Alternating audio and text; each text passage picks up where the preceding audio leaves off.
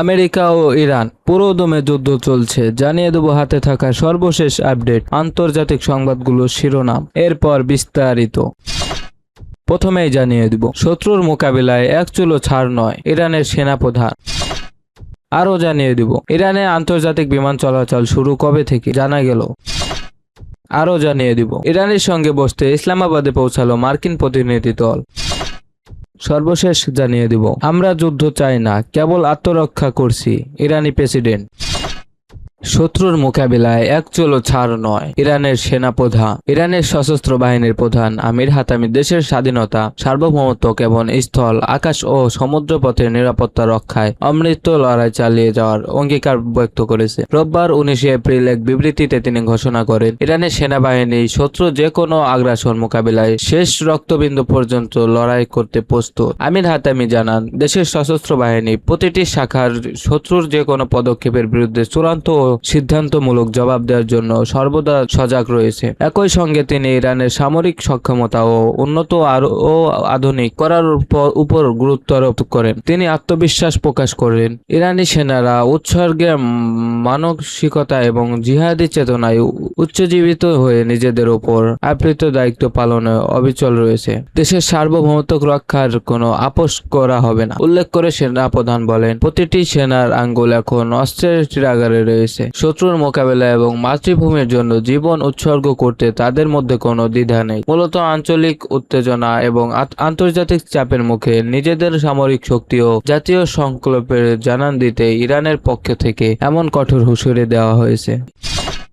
ইরানে আন্তর্জাতিক বিমান চলাচল শুরু কবে থেকে জানা গেল। দীর্ঘ সামরিক উত্তেজনার পর অবশেষে আন্তর্জাতিক আকাশ সীমার দুয়ার খুলতে শুরু করেছে ইরান। দেশটির বেসামরিক বিমান চলাচল বিভাগ ঘোষণা করেছে, সোমবার 20 এপ্রিল থেকে ইরানের প্রথমবারের মতো আন্তর্জাতিক যাত্রীবাহী বিমান চলাচল পুনরায় শুরু হবে। গত 28 ফেব্রুয়ারি ইসরায়েল ও যুক্তরাষ্ট্রের সঙ্গে যুদ্ধ শুরু হওয়ার পর থেকে নিরাপত্তার খাতিরে ইরানের সমস্ত বিমানবন্দর বন্ধ ঘোষণা করা হয়েছিল। ফরাসি সংবাদ সংস্থা এএফপি জানিয়েছে, ইরানের রাষ্ট্রীয় টেলিভিশন প্রচারিত এক বিবৃতিতে এই ঐতিহাসিক সিদ্ধান্তের কথা নিশ্চিত করা হয়েছে। বিবৃতিতে বলা হয়েছে, আগামীকাল থেকে উত্তর পূর্ব ইরানে মাশহাদ বিমানবন্দরে আন্তর্জাতিক যাত্রীবাহী বিমান ওঠানামার অনুমতি প্রদান করা হয়েছে। এই পদক্ষেপটি যুদ্ধ বিধ্বস্ত অঞ্চলে স্বাভাবিক পরিস্থিতি ফিরিয়ে আনার একটি প্রাথমিক কিন্তু গুরুত্বপূর্ণ সংকেত হিসেবে দেখা হচ্ছে। প্রায় 2 মাস ধরে চলা এই সংঘাতের কারণে ইরানের আকাশপথ পুরোপুরি বিচ্ছিন্ন ছিল, যার ফলে চরম সংকটে পড়েছিলেন সাধারণ যাত্রী ও প্রবাসীরা।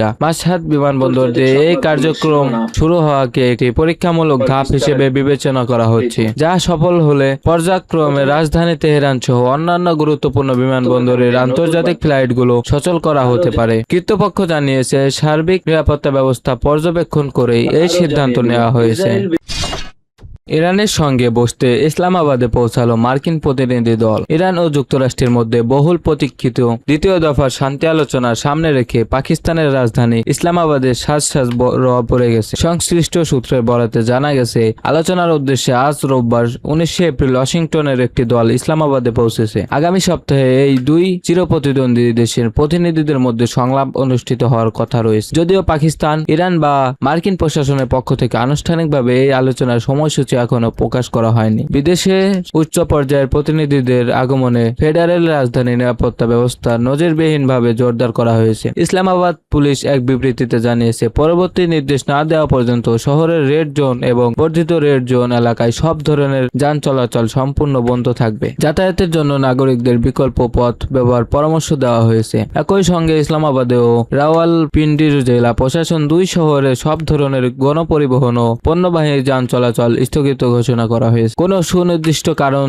না দর্শিয়ে জেলা প্রশাসকরা এই নির্দেশ জারি করেছেন এবং নাগরিকদের নিরাপত্তা বাহিনীর সঙ্গে সহযোগিতার আহ্বান জানিয়েছেন। রাওয়ালপিন্ডি পুলিশের সিটি অফিসার সৈয়দ খালিদ মাহমুদ হামদনির নির্দেশে পুরো শহরকে উচ্চ সতর্ক অবস্থায় রাখা হয়েছে। বিদেশি প্রতিনিধিদের নিরাপত্তা নিশ্চিত করতে 10,000-এরও বেশি পুলিশ সদস্য মোতায়েন করা হয়েছে এবং শহরে প্রবেশ ও বহির্গমন পথগুলো 600 এর বেশি বিশেষ পকেট স্থাপন করা করা হয়েছে। এলিট কমান্ডো ও স্নাইপাররা গুরুত্বপূর্ণ স্থানে অবস্থান নিয়েছেন এবং ডলফিন ফোর্স সহ কুইক রেসপন্স ইউনিটগুলো সার্বক্ষণিক টহল দিচ্ছে। স্পর্শকাতর স্থাপনা ও আবাসন এলাকায় নজরদারির জন্য সেফ সিটির সিসিটিভি ক্যামেরা ও আধুনিক প্রযুক্তি ব্যবহার করা হয়েছে। এর আগে গত 8 এপ্রিল প্রধানমন্ত্রী শাহবাজ শরীফের মধ্যস্থতায় 2 সপ্তাহের যুদ্ধবিরতি সম্মত হওয়ার পর 10 ও 11 এপ্রিল ইসলামাবাদে প্রথম দফার বৈঠক অনুষ্ঠিত হয়েছিল। গত 28 ফেব্রুয়ারি ইসরায়েল ও যুক্তরাষ্ট্রের যৌথ হামলার পর শুরু হওয়া এই যুদ্ধ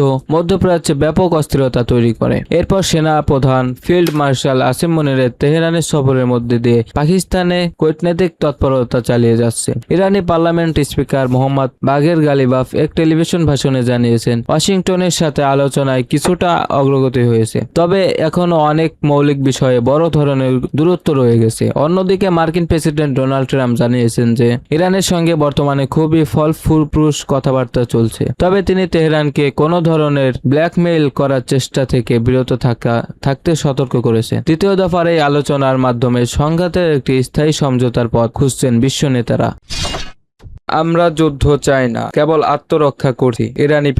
ইরানের প্রেসিডেন্ট মাসুদ পেজেশকিয়ান এক বিবৃতিতে ইরানকে শান্তিপ্রিয় দেশ হিসেবে অবহিত করে দাবি করেছেন। তারা কোনো যুদ্ধ চান না এবং তাদের বর্তমান পদক্ষেপগুলো নিছক আত্মরক্ষার খাতিরে নেওয়া হয়েছে। ইসরায়েল ও যুক্তরাষ্ট্রের সাম্প্রতিক কর্মকাণ্ডের প্রতিক্রিয়ায় তিনি এই মন্তব্য করেন। প্রেসিডেন্ট পেজেশকিয়ান জোর দিয়ে বললেন, ইরান কখনোই কোনো রাষ্ট্রকে আক্রমণ করেনি এবং বর্তমানে কাউকে আক্রমণ করার কোনো অভিপ্রায় তাদের নেই। তিনি স্পষ্ট করে জানান, ইরানের প্রতিটি পদক্ষেপ আন্তর্জাতিক আইন অনুযায়ী বৈধ আত্মরক্ষা মাত্র। তার মতে, যে কোনো সাধারণ মানুষ যেভাবে আগ্রাসনের শিকার হলে রুখে দাঁড়ায়, ইরান একটি রাষ্ট্র হিসেবে ঠিক সেভাবে নিজেদের নিরাপত্তা নিশ্চিত করছে। বক্তব্যের এক পর্যায়ে তিনি যুক্তরাষ্ট্র ও ইসরায়েলের তীব্র সমালোচনা করেন। বেসামরিক অবকাঠামোতে হামলা চালানোর অভিযোগ তুলে তিনি দেশ দুটির কর্মকাণ্ড আন্তর্জাতিক আইনের সুস্পষ্ট লঙ্ঘন হিসেবে উল্লেখ করেন। তিনি এক মানবাধিকারের ক্ষেত্রে পশ্চিমা বিশ্বের দ্বিমুখী নীতির প্রমাণ হিসেবে অভিহিত করেন। ইরানি সংবাদ সংস্থা ISNA জানায়, পেজেশকিয়ান